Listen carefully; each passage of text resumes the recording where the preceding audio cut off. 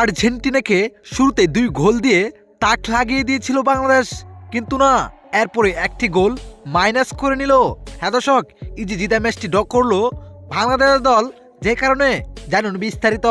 দর্শক, আজ লাতিন বাংলা সুপার কাপে শক্তিশালী আর্জেন্টিনার বিপক্ষে মাঠে নেমেছে বাংলাদেশ।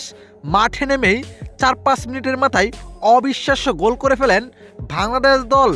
এরপর অবিশ্বাস্য উল্লাসে মাতল বাংলাদেশ দল, 1 গোলে এগিয়ে যায় বাংলাদেশ। এরপর দর্শক 20-21 মিনিটের মাথায় আরও একটি গোল করেন বাংলাদেশ।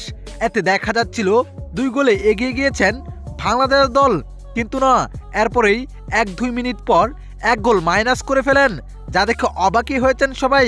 জানা যায় একটি গোল অফসাইড হয়েছে, যে কারণে গোলটি মাইনাস হয়েছে।